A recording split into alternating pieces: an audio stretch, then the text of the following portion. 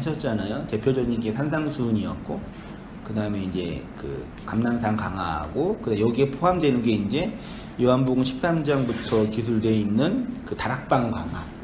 흔히 이제 그런 강화는 이제 후대에 신학자들이 이제 기록한 것 뿐이지, 그런 많은 말씀들, 강론들을 이제 하셨는데요. 저도 다시 이제 복음서를 이게 살펴보면서 이제 예루살렘 입성 후에 그 다음에 서기관과 바리새인들 비판하시는 그 이야기나 감람산 이야기는 매우 중요한 복음적 그 설명과 내용을 담고 있고, 또 그러면서도 많이 이제 오해되고 있는 종말론과 내세론의 관점에서 오해되고 있는 말씀이고, 그래서 많이 읽고 있지만 또 잘 이해하지 못하고 있는 말씀이라는 생각이 다시 한번 들었거든요. 그 초입부가 시작이 지난주에는 이제 과부의 가산을 삼키는 그 서기관에 관해서 나누었는데, 오늘은 그 과부에 관해서 예수님이 칭찬하시는 그 본문의 내용을 통해서 감람산 강화의 초입부 내용의 전체적인 그 흐름, 총론이라고 할까요? 그런 거 한번 살펴보고 이제 들어가고요. 말씀 이렇게 공부하고 연구하고 입장에서 이제 마테마가 누가가 똑같은 성경인데 이제 그 통합적으로 공부해야 되지만, 일단 마가복음을 강론하고 있는 거니까 마가복음 중심으로 간단하게 하고, 또 나중에 기회 되면은 마태복음 24장이나 또 23장 감람산 강화나 그 다음에 이제 서기관과 바리새인들 향한 예수님의 저주 등등을 이제 살피면서 해야지 예수님의 그 사역과 설교가 좀 총론적으로 정리가 될 것 같다는 생각이 들더라고요. 12장 41절부터 13장 2절 제가 읽어볼게요. 예수께서 헌금함을 대하여 앉으사 무리가 어떻게 헌금함에 돈 넣는가를 보실세. 여러 부자는 많이 넣는데 한 가난한 가부는 와서 2렙돈 곧 한 고두란트를 넣는지라. 예수께서 제자들을 불러다가 이르시되 내가 진실로 너희에게 이르노니 이 가난한 가부는 헌금함에 넣는 모든 사람보다 많이 넣었도다. 그들은 다 그 풍족한 중에서 넣었거니와 이 가부는 그 가난한 중에서 자기의 모든 소유 그 생활비 전부를 넣었느니라 하시니라. 예수께서 성전에서 나가실 때에 제자 중 하나가 이르되 선생님이여 보소서 이 돌들이 어떠하여 이 건물들이 어떠하니까. 예수께서 이르시되 내가 이 큰 건물을 보느냐. 돌 하나도 돌 위에 남지 않고 다 무너뜨려지리라 하시니라. 아멘. 이후에 이제 그 종말론이라고 하는 재난, 기근, 그 다음에 거짓 메시아 등등의 이제 그런 예가 쭉 기술되어 있습니다. 마가복음 42번째 시간으로요. 가난한 가부의 생활비 전부 2렙돈과 한 고드란테스 라는 제목으로 말씀 나눌게요. 서론적으로 한번 사모님 읽어주시죠. 과부의 2렙돈과 감람산 강화. 과부의 2렙돈 한 고드란트 이야기는 예수님의 감람산 강화 설교 도입부에 있는 이야기입니다. 감람산 강화의 이 이야기가 나온 이유는 감람산 강화의 내용을 폭발적으로 설명해 주기 위함입니다. 그런데 여전히 많은 사람들은 이 이야기를 마음을 다하는 헌금 생활 정도로 이해합니다. 그래서 가난한 과부는 자신의 생활비 전부를 헌금으로 드리는 이런 마음이 있는가 반문하기도 합니다. 예수님은 정말 부자들의 헌금보다 가난한 과부의 헌금, 그녀의 생활비 전부를 드리는 헌금을 칭찬하셨을까요? 그래서 이 본문은 우리 부끄러운 헌금 생활을 회개하게 하는 내용일까요? 웨슬레가 그랬던 것처럼 우리의 지갑을 회개하려는 목적으로 이 본문이 기록된 것일까요? 말씀드렸듯이 가난한 과부의 2렙돈 한 고드란트는 그 과부의 그 성전의 희생 제물을 탐하는 서기관에 대한 비판과 이후에 감람산에서 제자들에게 종말론적인 말씀을 하시는 내용과 관련되어 있는 본문입니다. 배경과 문맥상 성도들의 헌금 생활에 대한 교훈과 훈련을 위한 말씀이 될 수 없는 것입니다. 근데 어쨌든 그 주석이나 모든 대부분의 설교가요 거의 다 하더라고요. 100% 99%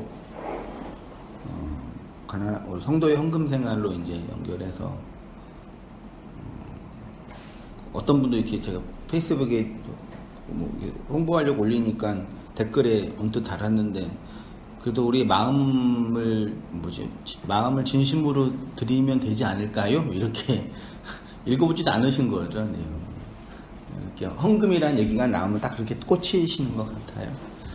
더 이상 뭐 말할 필요도 없이 이제 그렇게 이해하는 그러니까 헌금, 뭐 교회 재정 이런 게 중요하지 하는데 이 본문 자체가 교회의 헌금론, 그렇죠? 헌금이라는 신학적 어떤 근거를 지지하거나 가르치거나 훈련시키는 어떤 목적으로 의도로 기록된 본문은 절대 아니다.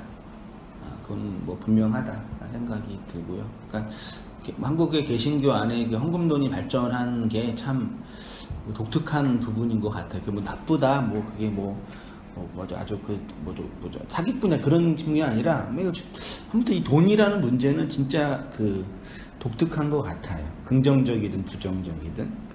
언뜻 보면은 그냥 가부는 이렇게 헌금했는데 너희들은 뭐 하니? 이렇게 다 비추기가 너무 좋은 본문이거든요.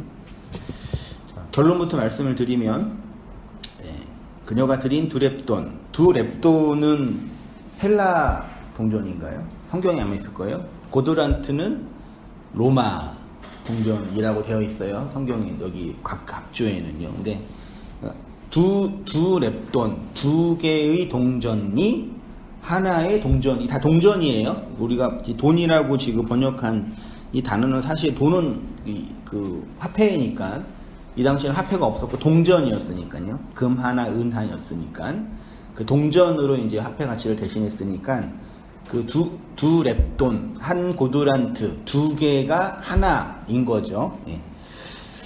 요거를 이제 예수님은 그녀의 생활비 전부, 요 생활비라고 번역하기보다는 가계부에 쓰는 생활비 그게 아니라 그냥 그녀의 생존을 위한 모든 것, 예. 그녀의 생명 전체, 그게 더 적당한 번역인 것 같아요. 생활비는 우리의 의역이고, 예.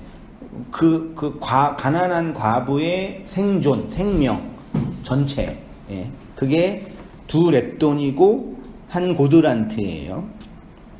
요거인데 요거는 이 율법의 세상에서 예수의 죽음으로 말미암아 가부가 된 교회 안에서 일어나는 내적인 죽음, 말씀 안에서의 죽음에 관한 것이지요. 바울이 고백한 것처럼 성도는 스타우로스에서 예수와 함께 죽은 자로 선언됩니다. 그 죽음은 예수와 함께 죽는 죽음으로 선악과 먹은 우리의 옛사람의 죽음을 담고 있는 구속의 사건이고 구원의 선언인데, 그러한 교회의 그리스도와 함께 죽는, 우리 늘 다루었던 무트의 죽음, 말씀 안에서의 죽음, 선악과 먹은 옛 자아의 죽음을 이렇게 이제 설명해 주시는 거죠. 한 고드란트, 두 렙돈, 두 계명, 하나의 말씀이라고 또 확장해서 번역하면 더 좋을 것 같고요. 저는 그렇게 보여지고 그렇게 읽혀져요. 그러니까 예수님이 성전에서 성전 다 엎으시고 옛성전 다 엎으시고 나와가지고 그러니까 감난산 성전이 마주보는 산이거든요.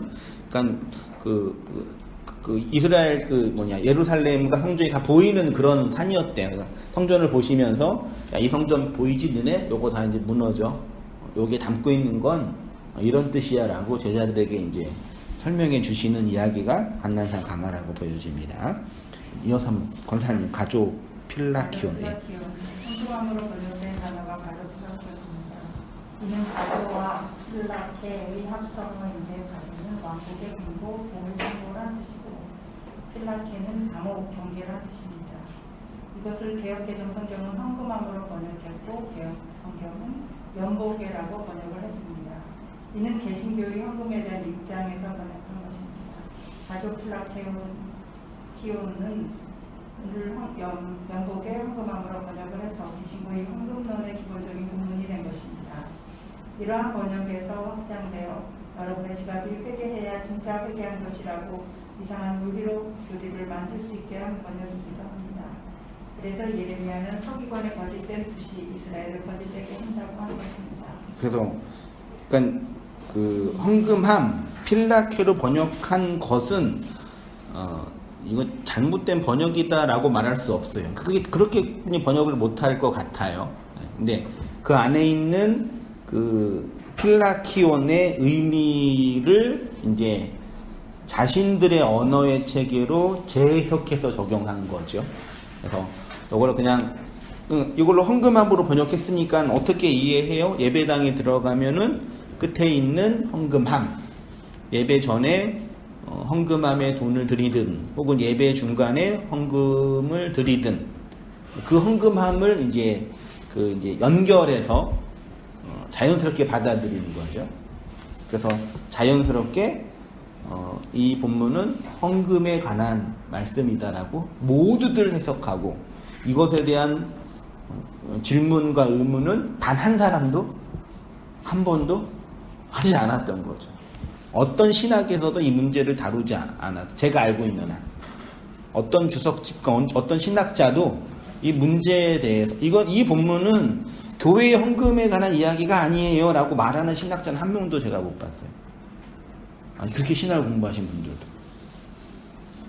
이게 학문과 그 현실 목회의 어떤 각각의 영역이 있거든요. 현실. 근데 그 학문 자체도 그 본문에 대한 고민을 안 하는 거죠. 오히려 이렇게 묵시복음 안에서 뭐 김동수 목사님이나 기타 목사님들이 그럼도 말은 안 했던 거 같은데 이 본문 가지고 이제 이런 거다라는 어떤 총론적인 설명을 했을 뿐이지 본문을 들어가고 우리가 지금 고민하고 있는 이런 묵시적인 관점에서의 신학적인 어떤 고민을 하다 보니까 그치.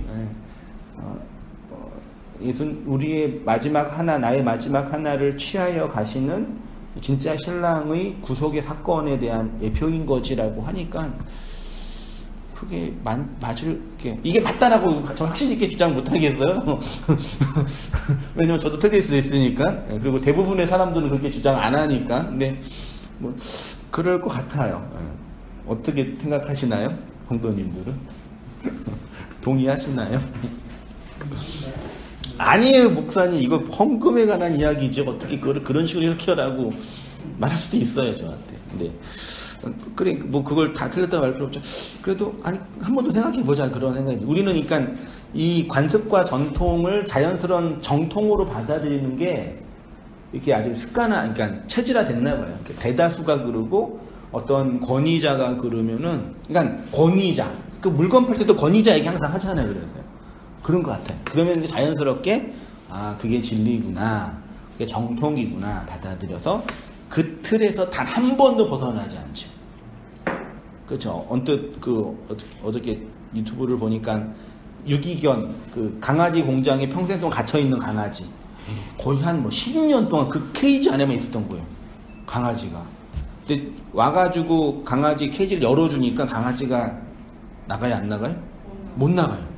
진짜 못 나가더라고요. 다 열어줬건데 못 나가요. 여기를 못 나가요. 그러니까 물리적인 케이지가 없음에도 강아지 안에 심리적인 케이지 이미 있는 거죠. 거기에 갇혀서 평생 그게 질병 속에서 아이 낳으면서 살다가 도축되는 거죠. 우리 인간의 안에 있는 그 정통과 관습에 대한 이해도 그런 것 같아요. 아까 장로님 권사님 아침에 식사 꼭 그 아내가 해야 할 의무는 없는 거였잖아요. 그거 바꾸는 거 우리도 거의 불가능한 일인데 또 어려운 것처럼 그 자기들만의 자신들만의 그런 그 정통화된 교리 체계가 있는 거죠. 딱 어저께 본문 보면서 묵상하면서 여전히 우리도 그 틀 안에서 보고 있는 게 태반이구나. 나도 벗어나고 있다고 스스로 자위하지만 또 여전히 그 틀 안에 있는 거구나. 나도 모르는 사이에 그런 케이지 안에 있는 나가 있겠지? 그런 생각이 들어서 그런 사람에게 유일한 구원은 뭐겠어요? 자기 안에서의 내적 갱신은 불가능하고 밖에서 들어오는 외적 구원자의 도움이 없이는 이게 불가능한 거죠. 그림하고 메시지를 전혀 구분이 안 되는 상태. 그러니까 그런 그림으로 헌금함이라는 그림으로 그려졌잖아요. 사진이 더 정확한 용어인데 사진으로 그렸는데 그 사진을 사진으로만 바라보는 거죠.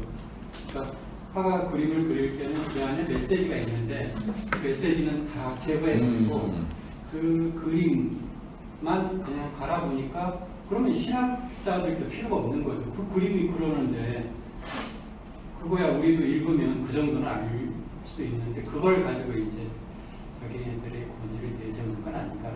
그렇죠. 그게 대다수의 그러니까 개신교든 카톨릭이든 뭐 이단이든 다 동일해요. 거기선 다 동일한 그 교리와 권위를 가지고 성경을 보죠. 그러니까 사실 어떻게 보면은 별거 아닌데 별거 아니잖아요. 이렇게 보는 거예요. 근데 너무 그 큰 그 진보처럼 느껴지는 게 저도 되게 좀 부담으로 다가오죠. 그런 고민, 어떤 그런 여러 생각이 들더라고. 작가님 본문 보면서요. 자, 성전 안에 있는 헌금함 우리 한번 전문. 성전 안에 있는 헌금함. 성전에는 여러 부분적인 장소들이 있는데 열개체라는 공간이 있었습니다. 그곳에는 성전 창고가 있고 일렬로 노체로 된 나팔처럼 생긴 판이 있었습니다.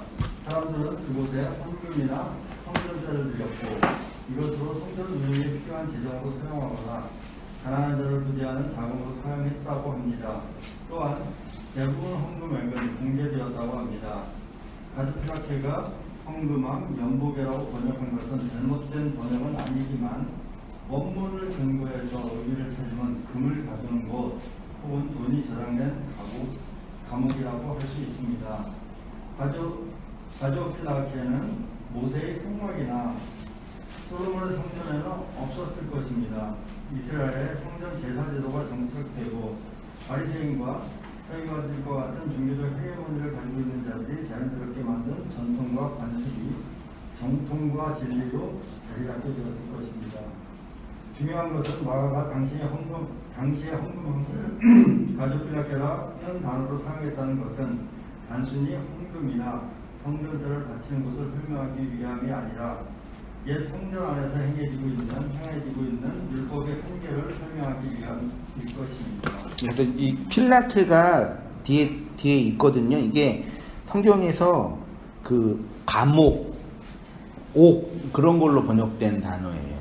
그러니까 성경 저자들은 의도적으로 사용했겠죠. 우리가 이 옛 성전 안에서 사람들이 하나님께 자신의 것을 진심으로 바친다라고 생각하는 그 마음의 본질은 그 욕망이 가두어진 감옥이라는 거죠. 그렇죠. 딱 그 의도로 기록되지 않았을까? 다른 성경 필라케라는 단어를 뒤에 보면서 확인이 되더라고요.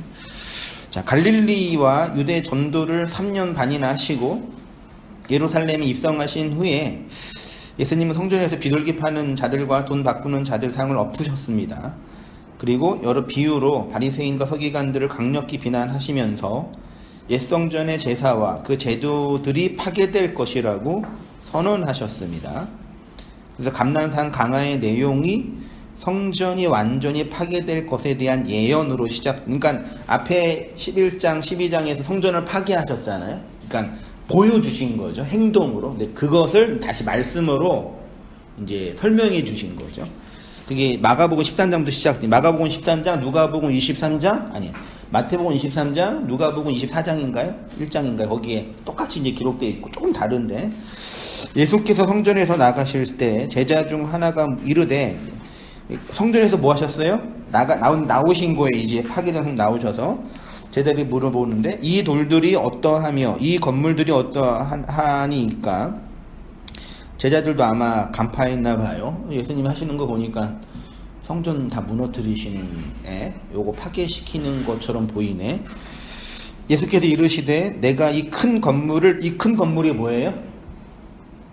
성전이죠. 근데 사실 이 성전은 무슨 성전이에요? 헤롯 성전이에요. 원래 이스라엘 성전은 성막이었죠. 모세의 성막. 그 다음에 그것도 한번 파괴되고 또 지어졌죠. 그 다음에 솔로몬 성전. 그것도 파괴되고 그 다음에 스룹바벨 성전. 그렇죠? 그것도 파괴되고 그 다음에 헤롯 성전. 이 마지막 이제 그러니까 사실 다 지은 사람은 이게 자신의 어떤 종교적 정통이 아니라 외세의 그 헤게모니에서 지어진 종교 제도예요, 사실은요. 원래 구약 성경에서 하나님이 지으라고 했던 그 성전의 내용이 사실 아니죠. 근데 그런데도 헤롯이 지었는데도 이스라엘은 이것이 하나님의 성전이라고 이렇게 갖다 붙인 거죠. 그 성전, 이 큰 건물을 보느냐? 돌 하나도 돌 위에 남지 않고 다 뭐한데요? 무너뜨려지리나. 가정법 과거 수동태로 되어 있어요. 이 건물 다 무너진다. 어디에 의해서? 밖에 의해서. 실제로 헤롯 성전이 언제 무너졌어요? AD 70년경에 로마의 그 티도스가 그 장군이 완전히 그냥 그때 요세푸스의 이야기를 보면은 그 이스라엘의 그 참혹한 현장은 뭐 말도 말할 수 없대요. 이스라엘의 산에 있는 동네니까 거기 요새잖아요 원래. 근데 아무도 공격하기 어려운 건데 거기를 다 이렇게 막은 거죠 이렇게. 그래서 아무도 물자가 못 들어가게 한 몇십일 막은 거예요. 한 몇백 일을. 이게 어떻게 돼요? 거기에 물도 없고 식량도 없으니까 어떤 일이 벌어져요? 자식을 잡아먹고 남의 자식 잡아먹고 그런 이미 군대가 들어가기 전에 그 안은 지옥인 거죠. 이미 그렇게 이제 완전히 무너지고 그때부터 이스라엘이라는 그 혈족은 디아스포라로 흩어지게 됐죠. 지금도 흩어지다가 뭐 1940년대인가요? 그때 이제 지금 이스라엘 땅이 이제 나라를 건설하면서 거의 2000년 이상, 2000년이 뭐예요? 거의 3000년 이상 그렇게 다 흩어진 거고. 참 아이러니하게도 전 세계 금융 자산의 거의 뭐 3분의 2인가요? 거의 다 누가 갖고 있다 그래? 유대인. 어떤 금융 관련된 분이 책을 썼는데 유대인 이야기 하면서 지금 뭐 세계 모든 자금 금융 산업은 유대인이 다 움직인다면서요, 다 이렇게 몇 프로도 안 되는 사람들이요. 그 사람들이 돈 부자고 다 갖고 있고 뭐 미국에 있는 뭐 그런 뭐 론스타나 이런 대형 그런 자금 회사가 다 유대인들이 갖고 있다면서요. 참 그 역사에 참 아이러니한 것 같아요. 예, 다 무너뜨려지니라는 권사님 보십시오. 성전에서 나오시는 예수님에게 제자들이 돌로 세워진 이 성전이 어떻게 되겠습니까? 라고 질문하니까 돌 하나도 돌 위에 남지 않고 다 무너지게 될 것이라고 하십니다.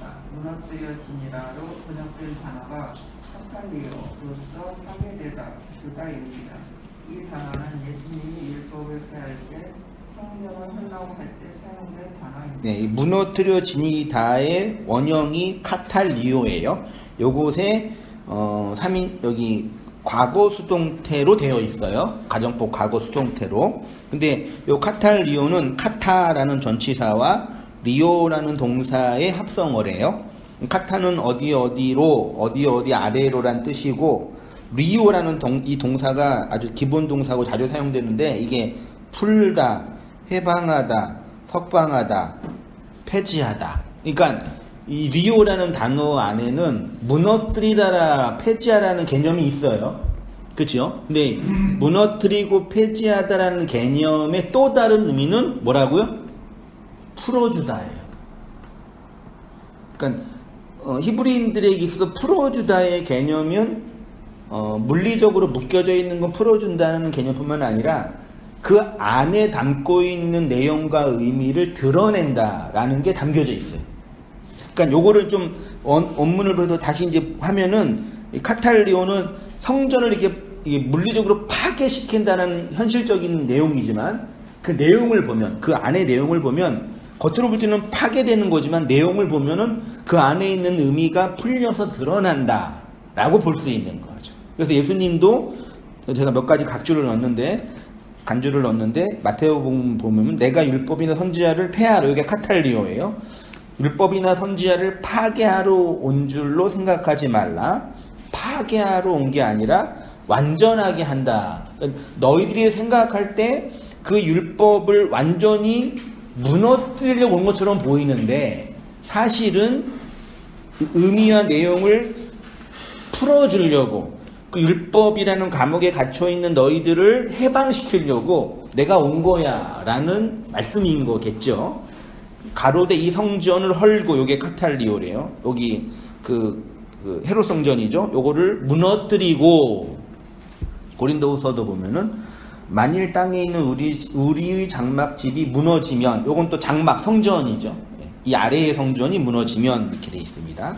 이후 예수님은 감난산에서 말씀하시는 내용의 핵심은 이 눈에 보이는 성전은 돌 위에 돌 하나도 남김없이 다 무너지게 될 것이라는 내용입니다. 실제로 그렇게 역사 속에서 티토스 장군에 의해서 예루살렘 성전은 완전히 무너지게 되고, 지금 예루살렘 성전 있나요?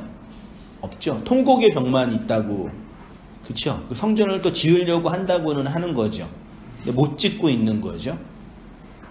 그렇죠? 참 그것도 전 세계의 그 자금을 움켜쥐고 있는 여기 유대인들이 그거 하나 못 짓고 있네요. 미국 뒤에 유대인이 있잖아요. 그렇죠? 전 세계를 움직이는 거 말하자면 유대인들이 자금을. 근데 그 팔레스타인 조그만 땅 이스라엘의 그거 못 짓고 있네요. 힘으로 안 되는 걸까요? 참 그러고 보면 신기해요. 아무튼 성전이 완전히 무너지게 되고 이스라엘은 파멸의 길을 가게 됩니다. 그러나 예수님의 말씀은 이 역사적 사건을 넘어서 그의 우주적 교회 안에서 일어나는 구속의 사건을 말씀하시는 것이지요. 이는 율법의 옛 성전이 완전히 무너지게 될 것이고, 여기서부터 재난과 환란이, 그래서 그 마가복음과 마태복음과 누가복음의 감난산 강화의 내용의 진행에서 환란, 재난의 시작, 종말의 때, 재림의 때, 마지막 때, 이런 되게 그 급진적이고 종말론적인 언어들이 이렇게 표현되어 있는 거죠. 그게 다 사실은 미래에 있을 어떤 그런 사건이 아니라 성전이 무너진, 옛 성전이 무너지고 있는 성도 안에서 경험되고 있는 그 환란, 들립시스, 그 말씀으로 말미암는 성도의 그 환란에 관한 이야기인 거죠. 다 말씀 안에서 성도가 역사 안에서 경험하고 느끼고 있는. 그래서 이 우리의 현실 역사는 천국이 될 수 없는 거죠. 우리의 소망은 빨리 바이러스가 없어져가지고 여행도 다니고 놀러도 다니고 그러면 좋겠는데 없어지겠죠. 나온다고 하니까. 그렇지만 또 몇 년 후에 또 나오겠죠. 코로나 20일이 더 심화될 것 같아요. 그래서 우리는 언제나 이 천국, 이 발전하는 이 파라디아스를 열망하지만 우리의 역사의 현실은 언제나 지옥인 거죠. 그렇지, 안 그런 적이 없었죠. 역사를 객관적으로 공부해도 그렇죠. 지옥인 것 같아요. 필라케인 것 같아요. 욕망의 지옥을 간 것 같아요. 네. 다음에 요한복음 2장 19절이요. 예수께서 대답하여 이르시되 너희가 이 성전을 헐라. 요한복음은 또 되게 독특해요. 마태, 마가, 누가는 다 시간적으로 기록되어 있는데 요한복음 2장에서는 성전정을 하시잖아요. 요한복음 두 번 돼 있거든요. 이게 이제 본문 비평하는 사람들이 되게 논란한. 어쨌든 요한복음은 시간적으로 하는 게 아니라는 건 분명해요. 요거 헐라고 얘기하셨죠. 예수와 함께 죽는 것. 장모님이시냐? 예, 이거세요. 요한복음에서는 성전 정화 사건 이후 이 성전을 하라고 하셨습니다. 그러니까 돌 위에 돌 하나 남겨지지 않고 파괴되는 성전은 지금 눈에 보이는 헤롯 성전이지만 그 속의 의미는 스타우로스에서 나를 안고 죽으신 예수의 죽음을 설명하는 것이기도 합니다. 쉽게 말해서 예수의 죽음 안에 함께 내포되어 있는 우리의 옛사람의 죽음에 관한 말씀이라는 것입니다. 네, 거의 모든 성경을 많은 사람들이 오해하고 왜곡하고 있지만 예수님의 감난산 광야에 관한 본문도 많이 오해하고 있으면서 제가 5년 전인가 개척 시작할 때 산상수훈을 공부하고 싶어서 열심히 공부하면서도 이런 생각이 들었었어요. 산상수훈도 다 율법적인 측면에서 윤리적인 측면에서 해석하고 있었고, 감난산 강화는 윤리적인 율법적인 이야기가 아니라 종말론과 관련돼 있더라고요. 그래서 이것도 반드시 깊이 있게 봐야 할 산상수훈처럼, 산상수훈을 제가 한 3번 정도 봤거든요. 강론도 3번 했어요. 그러니까 처음 아무도 없을 때, 성도 아무도 없을 때 혼자서 공부해서 한 3-4시간 했던 것 같고, 그래서 가끔 유튜브 보면은요, 혼자 이렇게 동영상 찍은 게 있어요. 가끔 보면은 그 옛날 카페에서 혼자 마이크 대고 얼굴이 되게 풋풋하게 보이던데, 그때 진짜 혼자 막 강의를, 진짜 그 인터넷 강의를 혼자 한 거죠. 사람이 없었으니까 그냥 혼자 공부한 거 이렇게 해서 읽으면서 어딘가 있을 거예요. 찾아보면 안 내렸으니까요. 그게 막 그렇게 해서 공부하다가 되게 신학적인 어떤 큰 전환이 일어난 거죠. 김동준 목사 설교도 있었고, 또 이제 산상수 여기 감난산 강화도 그런 측면에서 새로운 어떤 또 신학적인 또 새로운 또 어떤 발전에 대한 어떤 내용이 되지 않을까라는 그런 또 기대도 해보게 되는데, 예, 또 공부할 수 있겠죠. 예. 쉽게 말해 이 본문을 종말론으로 다 해석해 버리고 있습니다. 다, 예. 쌍글이 다. 조지신앙의 종말론 본문 다 여기에서 나오고요. 그 다음에 마테마가 누가의 복음서의 각 그 주석집도 다 종말론 얘기예요. 예. 안 그런 제가 책을 많이는 안 봐가지고 모르겠는데, 예. 언뜻 갖고 있는 주석집이나 이렇게 사전 찾아보면은 대부분 다 현대 신학자들이 어떻게 해석하고 있는지는 공부를 좀 못하고 있으니까 거기까지 공부할 여력이 안 되니까, 아무튼 제가 알고 있는 한 거의 대부분 다 그렇게 이 해석은 이단도 동일하게 해석해요. 희한해요. 교파랑 상관없어요. 다 하나가 됐어요. 종말론과 함께 교회가 당하는 핍박, 종말은 핍박과 연결되죠. 예, 환난 연결해서 그리스도의 재림과 최후의 심판까지 연결해서 해석 다 하더라고요. 이상하게 전 세계 기독교가 종말론은 거의 세대주의 사상을 받아들이고 있고, 여기서 파생되어서 시한부 종말론, 멀리 나간 사람들, 적그리스도의 출현, 이 적그리스도의 출현해서 적그리스도가, 제가 정말 신학교 들어가기 전까지 적그리스도가 누구라 그랬어요? 열불 달린 그 짐승이 이만희 유엔이 아니라 예, EU. 근데 EU가 지금 나눠졌잖아요. 이제 영국 나가고 그때 한참 그랬어요. EU가 이제 적그리스도다 막 그랬단 말이죠. 아니죠? 네. 666 베리칩 뭐 이런 거, 바코드 막 여기 바코드 생겨서 찍으면 이제 짐승의 자식이 된다. 막 별 이야기 다 있어. 그게 다 교회에서 나온 이야기였으니까요. 제가 처음 두 번째 섬겼던 청년들도 이 세대주의 종말론에 받았던 목회자한테 영향을 받아가지고 맨날 이거 고민하고 있었어요. 목사님 우리 이거 육류 받으면 안 돼. 진짜. 그래서 힘들었었는데, 그게 이제 이런 본문에 대한 이제 그 관습과 정통적인 해석을 기반으로 형성된 거죠. 예수의 죽음과 성전 파기 한번 사모님 보시죠. 예수가 이 땅에 오셔서 십자가에서 죽으신 이유는 건물 성전을 무너뜨리시고 그리스도의 머리 안으로 함몰되는 교회라는 영적 공동체, 내적 성전을 건설하시기 위함입니다. 그래서 주님은 이 땅에 당신의 백성을 가난한 과부의 상태로 만드시는 것입니다. 그들을 자기 머리 안으로 함몰시키셔서 교회로 만드신다는 것입니다. 그러니까 가난한 과부, 그러니까 푸토코스한 과부예요. 그러니까 이게 뭐죠? 엎친 데 덮친 인생이죠. 그렇죠? 네, 설상 가상인 거죠. 네. 가난한 자, 푸토코스한 자는 완전히 이게 뭐죠? 파산된 자잖아요. 근데 그것의 또 다른 측면에서의 과부, 고대 시대의 과부는 거의 그냥 죽은 자니까요. 그러니까 이게 교회가 율법의 성전에서 경험하는 환난이고 들리시스고 재난인 거죠. 그렇죠. 그러니까 딱 두렵던 이야기는 감난산 강화의 총론인 거죠. 내용인 거고. 그리고 마가복음은 과부 얘기 나오고요. 마태나 누가는 어떤 얘기 나오냐면은 예수님이 성전을 보면서 예루살렘아 예루살렘아 암탉이 너를 모은 것 같이 모았냐 막 우시는 장면 나오잖아요. 또 그걸로 설명이 돼요. 이 율법 회상에서 예루살렘을 향하여 2번 우시는 2번의 환난을 당하는 교회의 모습. 자, 마가복음 12장 아까 읽었던 본문이고요. 가난한 과부의 생활비 전부 한 고드란테스, 부자는 많이 넣었는데 가난한 과부는 두렙돈 한 고드란테스를 넣었다고 하십니다.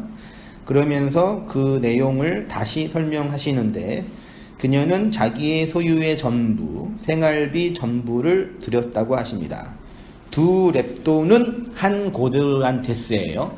두 렙돈, 즉 한 고드란테스. 하나는 헬라 동전, 하나는 로마 동전인데 그렇게 이제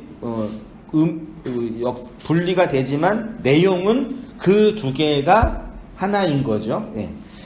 예수님이 이것이 가난한 과부의 전 재산이고 생활비 전부, 그래서 실제로 한 고드란테스가 얼마냐라고 환산하기도 하더라고요. 이게 뭐 노동자의 뭐 하루 급여인가 뭐 그렇게 표현한 거 언뜻 본 거 같는데 그런 의도로 말씀하신 건 아닌 거죠. 예수님이 이것이 가난한 과부의 전 재산이고 생활비 전부라고 하십니다. 이는 그녀가 물질적으로 진짜 극빈자라는 것을 설명하기 위한 단어가 아닙니다.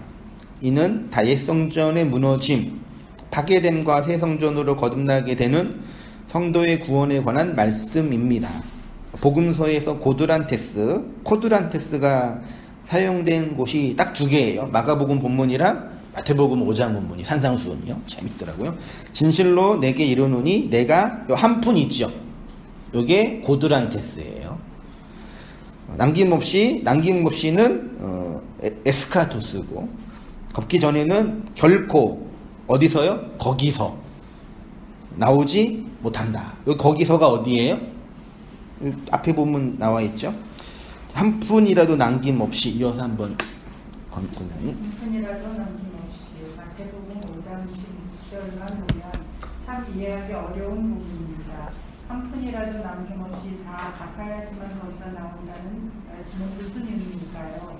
분명한 것은 이 성경을 읽고 있는 독자들의 내적 상태는 어딘가에 갇혀 있다는 것이고 거기서 나오기 위해서는 한 푼이라도 남김없이 다 갚아야 한다는 것입니다. 그러면 지금 우리가 갇혀 있는 것은 어디일까요? 앞에 부분을 보면 알 수 있습니다. 네. 내가 율법이나 선지자를 폐하러 온 줄로 생각하지 말라. 폐하러 온 것이 아니요 완전하게 하려 함이라. 진실로 너희에게 이르노니 천지가 없어지기 전에는 율법의 1.1획도 결코 없어지지 아니하고 다 이루리라. 21절이에요. 옛사람에게 말한 바 살인하지 말라. 살인 계명이 나오네요.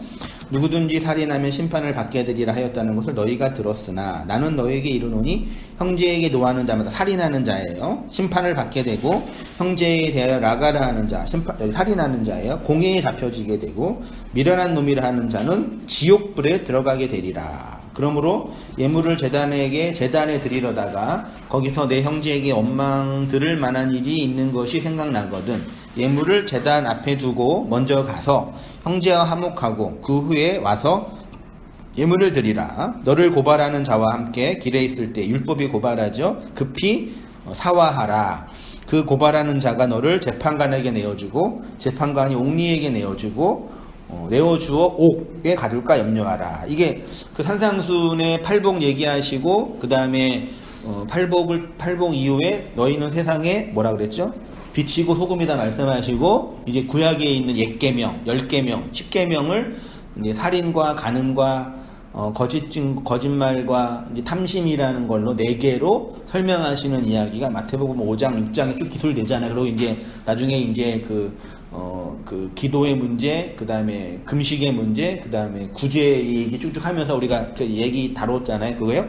거기에 있는 내용이에요. 그러면서 이제 25절에 그 옥이 있잖아요. 옥이요. 그 율법이 우리를 정죄하여서 어디에 가둔다고요? 옥에 가두잖아요. 이 옥이 필라케예요. 감옥이라는 것이요. 그러면 지금 옛성전 안에 가조 필라키온, 그 보물창고라고 생각하는 감옥이 있는 거죠. 거기에 그녀의 생활비 전부가 차압당한 거죠. 그래서 그녀를 하나님의 말씀으로 죽이고 살리시는 그 구원의 이야기가 연결되는 거죠. 자, 옛 성전의 감옥이요. 예수님이 이 땅에 오신 목적 중에 하나가 율법을 폐하는 것이 아니라 완성케 하시기 위함입니다. 그래서 구약의 율법을 다시 재강론하시면서 10계명의 뒤에 5계명, 살인, 간음, 거짓 증거, 도둑질, 탐욕을 4개로 설명해 주십니다. 그게 산상수훈이고요. 본문은 예수님이 다시 설명하시는 첫 번째 계명인 살인, 즉 희생제사에 관한 말씀입니다. 살인은 단순히 사람을 죽이는 것이 아니라 성전 마당에서 반복적으로 희생제사를 드리는 것을 의미합니다. 희생제사를 계속 드릴 수밖에 없는 인간의 운명적 현실이 바로 형제를 살인하는 자입니다. 그래서 우리의 형제로 오신 예수가 십자가에서 죽을 수밖에 없다는 성도의 필연을 말하는 것입니다. 형제를 살인하는 장소, 희생제사를 드릴 수밖에 없는 우리의 삶의 장소, 곧 에덴 동산 밖, 애굽 성전 마당이라는 하나님의 은혜의 밖의 장소를 말하는 것입니다. 거기서 인간이 할 수 있는 유일한 일은 바로 형제를 살해하는 것입니다. 우리의 형제로 오신 예수를 죽일 수밖에 없는 그 인간의 절망적 현실, 그리고 그 현실을 경험하는 성전 마당이 바로 예수님이 나오라고 한 거기입니다. 그 거기가 바로 옥으로 번역된 필라케입니다. 계시록 18장 4절, 내가 또 들으니 하늘로부터 다른 음성이 나서 이르되 내 백성아 거기서 나와 그 죄에 참여하지 말고 그가 받을 재앙을 받지 말라. 성전 마당 희생제사 드리는 그곳, 바로 거기서 나와야지 하나님의 임재가 있는 성전 안으로 들어갈 수 있습니다. 희생제사를 드리는 그곳을 영적인 의미로 애굽이라고도 하고 소돔이라고도 하는 것이죠. 계시록 11장 8절, 그들의 시체가 큰 성 길에 있으리니 그 성은 영적으로 하면 소돔이라고도 하고 애굽이라고도 하니 곧 그들의 주님께서 십자가에 못 박힌 곳이라. 이어서 장문 그리스도는 하나님의 능력. 그러면 거기서 나왔다는 것이 무엇이겠습니까? 예수가 왜 희생제사의 어린 양으로 오셔야만 했는지, 그리고 그 예수가 왜 희생제물로 죽어야만 했는지, 그 예수의 죽음이 나에게 어떤 능력과 힘을 건네주었는지 아는 것이고, 실제로 예수가 건네준 그 능력으로 살아가는 삶이 있을 때 거기서 나왔다고 하는 것입니다. 네, 그래서 이제 그 성전 안에서 밖에서 성전 안으로 들어가는 그 성전 제사는 구약에서는 희생 제물을 바치고 제사장의 중보로 사죄의 용서를 받는 거 설명했고, 신약에서는 안에서 들어가는 그 옛날에 전치사 이야기를 했었죠. 들어가서 그 안에서 하나님의 그 시온의 은혜, 그 구원의 용서를 경험하는 그 시온의 그 사죄의 용서를 경험하는 그것으로, 그리스도 안에서 경험하는 성도의 구원으로 다시 설명해 주신 거죠. 네. 고린도 전서서는 보시고요. 이어서 한번 한 푼이다 에스카토스 고드란테스 한번 본사 읽어주시죠. 한 푼이라도 남김없이 더 읽을 차례 같아요. 네. 한 푼이라도 남김없이 다 갚는 자들, 거기서 나온 성도에게 있는 것이 무엇입니까? 한 푼은 헬라어로 고드란테스이고 남김없이, 즉 마지막 하나는 에스카토스입니다. 한 푼으로 번역된 고드란테스가 바로 과부가 낸 그녀의 생활비 전부입니다.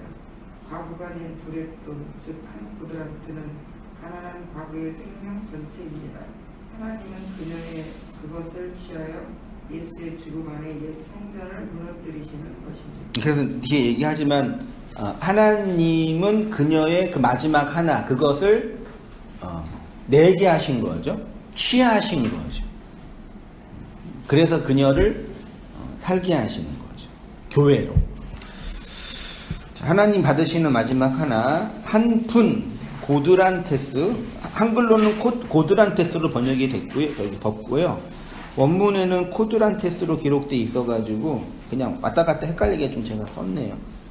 그게 그겁니다. 이 고드란테스란 우리로 하여금 살게 하는 마지막 하나, 그 마지막 하나를 한푼이라고 합니다. 그러니까 과부, 즉 이 세상에서 남편 없는 그녀가 하나님께 드린 헌금이 그녀의 생명 전체라는 것은 그 마지막 하나, 그녀를 살게 하는 그 마지막 하나를 하나님께 드렸다는 것입니다. 하나님께 드렸다는 것은 그녀가 수도 정진해서 만든 것이 아니라 하나님이 그녀에게 건네준 그것을 드렸다는 것이지요. 그럼 하나님이 그녀에게 준 마지막 하나, 생활비 전부, 생명 전체는 무엇을 의미하는 것이겠습니까? 한마디로 말하면 예수라는 거죠. 인간이 하나님께 드릴 수 있는 것, 하나님이 인간에게 받으시는 유일한 것은 오직 예수뿐이 없습니다. 예수 그리스도를 자신의 머리로 받은 자들을 교회라고 하는 것입니다. 요한복음 12장 3절, 마리아는 지극히 비싼 향유 곧 순전한 나드 한 근을 가져다가 예수의 발에 붓고 자기 머리털로 그의 발을 닦으니 향유 냄새가 집에 가득하더라. 머리로 예수의 발을 닦았죠. 예수께서 신포도주를 받으신 후에 이르시되 다 이루었다 하시고 뭘요? 머리를 숙이니 예수의 머리가 넘겨졌죠. 그래서 에베소서는 또 만물을 그의 발 아래 복종하게 하시고 그를 만물 위에 교회의 머리로 삼으셨다라고 선언합니다. 이어서는 장로님. 예. 예수의 머리를 건네받은 교회, 하나님이 당신의 백성에게 건네주신 것은 오직 이것 하나로 수렴됩니다. 어떤 의미에서 하나님이 성도에게 주시는 특별한 은혜는 이것 하나라는 것입니다. 과부는 그것을 주님께 받았기 때문에 있는 그것을 하나님께 드릴 수 있었던 것이고, 부자는 풍족하였기 때문에 하나님께 드릴 것이 없는 것입니다. 그래서 예수님은 부유한 자를 가난하게 하시고 가난한 자를 부유하게 하시는 것입니다. 예수님은 그렇게 가난한 과부의 생활비 전부를 취하셔서 그녀에게 진짜 하늘의 부요, 진리의 은혜를 양식으로 풍성케 하신 것입니다. 그거를 이제 말라기는 뭐라 그랬어요? 네, 마세르 11조라고 이제 표현했죠. 11조의 본질은 창고, 즉 성전, 베이트에 하나님의 양식이 가득하게 되는 것이죠. 그 열의 하나니까요. 이 율법의 세상에서 하나로 풀려지는, 완성되는, 그걸 이제 요한은 사랑이라는 단어로 표현한 것 뿐이고요. 그리고 우리 경험에서는 그리스도라는 진리의 양식으로 풍성케 되는 것. 여기가 그 율법의 성이고 내 욕망에 의해서 차압당한 감옥이고, 그래서 우리는 여기서 이전 투구하며 싸우는 존재이고, 그 예수를 살해하는 자로 폭로되고 드러난 자라는 걸 자각하는 그 현실을 양식 있는 자라고 하고, 그걸 이제 윤리적인 용어로 사랑이라고 표현하는 거예요. 그래서 하나님은 사랑이라고 하는 거예요. 그래서 사실 신약 성경에 너희는 서로 사랑하라는 얘기는 내적인 외적인 행동으로 행동 거지를 잘 표현하는 얘기가 아니라 그 하나님의 사랑 안으로 함몰해라 라는 개념인 거죠. 그러니까 사랑이 된 자라고 표현하는 거죠. 양식이 있는 자라고도 표현하는 거고, 그걸 이제 뭐 여러 가지 또 심리적인 이유나 철학적인 이유로 다시 이제 재해석하면은 언어, 우리가 만든 언어의 집, 이 세상이 만든 언어의 집, 율법의 집에서 나오는 거라고도 표현하는 거죠. 만군의 여호와가 이르노니 너희의 온전한 11조를 창고에 들여 나의 집에 양식이 있게 하고, 그것을 나를 시험하여 내가 하늘의 문을 열고 너희에게 복을 쌓지 않고 살을 곳이 없지. 이런 성경 본문과 서기관의 붓이 이제 우리의 그 욕망과 결탁되어서 아주 벼런돌이가 뭐지? 네, 돌연변이 같은 이상한 그 교리가 나온 거죠. 근데 그 이상한 교리는 모든 사람들이 통용될 수 있는 교리인 거죠. 모든 사람, 예수님 믿든 안 믿든, 진리를 알든 모르든, 공자든 노자든 뭐 마음메시든 뭐든 다 통용되는 교리인 거죠. 그러니까 맞아요. 네, 어떻게 이렇게 맞는지 모르겠어요. 그러니까 교회에 와서 설교를 뭐 설교라고 하는 성경 강론을 듣든 뭐 신학을 하든 뭐 목사가 되든 장로가 되든 뭐 교회 헌금을 하든 그거랑 예수의 성전으로 함몰되어 성도가 구원받는 거는 아무 상관이 없는 이야기가 돼버린 거죠. 그렇죠. 그래서 뭐라 그럴까요? 이 너무 동떨어진 저의 현실을 보면서 저는 나 혼자서 아싸 나만 알았다라는 기쁨은 잠시 이 세상으로부터 멀어지고 있는 이질화되는 소외되는 그런 나를 보는 거죠. 그렇다면 뭐 세상이 뭐 믿고 살기 그런 게 아니라요. 어쩜 이렇게 그 말씀과 똑같이 갈고 있을까? 당연한 건데 충격에 충격을 얻는 거죠. 그러니까 지금 생각해 보면은 참 그 진심 어린 헌금, 하나님은 그래도 우리 생활비 전부는 아닐지라도 진심 어리게 바치는 헌금을 원하시지 않을까라는 그 말 자체가 얼마나 말도 안 되는 얘기인가요?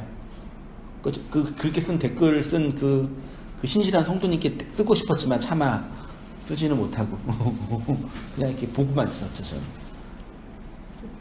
사실 별것도 아닌데 엄청난 이야기잖아요. 그분들한테 그만큼 우리가 우리 자신의 이 내적 상태를 하나님께 드릴 수 있는 어떤 가치와 선이라고 해석하고 있는 거죠.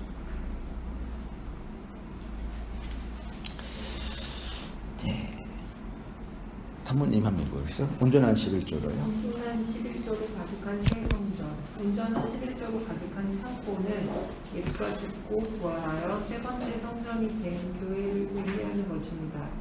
예수님은 산상수훈에서 가난한 과부에게 받으시는 세 가지 점수, 그 마지막 하나를 두 웹돈 한 고드란테스라 하신 것입니다. 이 한 고드란테스가 곧 에스카토스 고드란테스, 마지막 하나 4개로 설명된 하나의 복음이라고 하는 것입니다.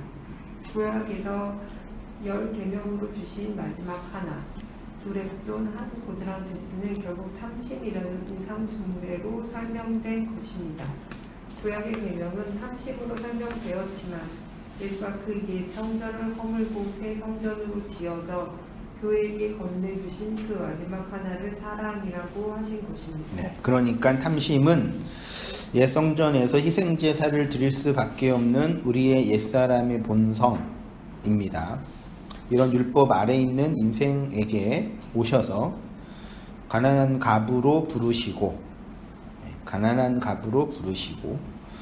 그녀의 생활비 전체를 차압하셔서 그의 진짜 남편이 되시는 것이 예수가 옛 성전으로 죽고 그리스도로 부활하여 세 번째 성전, 즉 하나님의 나라가 되는 천년왕국의 비밀인 것입니다.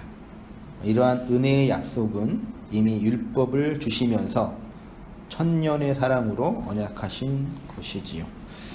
나를 사랑하고 내 계명을 지키는 자에게는 천대까지, 그러니까 이 몇 구절 안 되는 이 모세의 계명 안에 신약으로 해석된 내용을 이제 풀면 복음이 담겨져 있는 거죠. 그렇죠? 그렇죠? 나를 사랑하고 내 계명을 지키는 자에게 천대, 그리스도가 통치하는 이 은혜의 현실이 천이니까요. 그걸 신약에서는 천년 왕국이라는 그 제국주의적인 언어로 표현한 것 뿐이고, 구약에서는 그 자손을 잇는 것으로 표현한 것 뿐이죠. 그 은혜를 베풀어 주시는 거죠. 그러면 우리가 그 천년의 사랑을, 천의 사랑을, 천년 왕국의 통치를 받고 있는 자들이네요. 그러면서 세상을 향하여 또 다른 그리스도의 왕권을 통치하는 또 다른 그리스도들, 제사장들이 되는 거네요.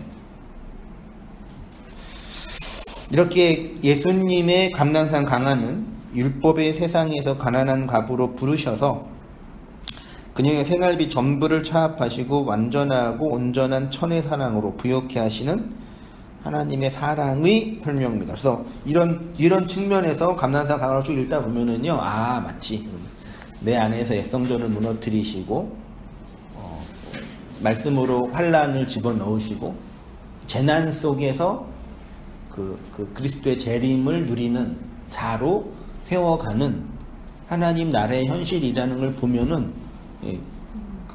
정말 뭐죠? 다 의미를 일일이 다 이해하지 못해도 번역된 한글 성경이라도 다가오더라고요. 찬찬히 읽어봐도.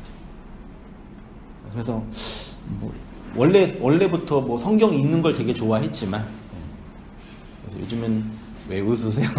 요즘에는 많이 바빠서 못 읽기도 하지만 다시 또 새롭게 이렇게 성경 문문을 읽는 게 새록새록 마치 그렇게 이해하는 거구나 다가오더라고요. 그래서 주님이 이 땅에 있는 교회에게 그렇게 서기관에 의해서 번역된 성경을 주시고 한 거구나.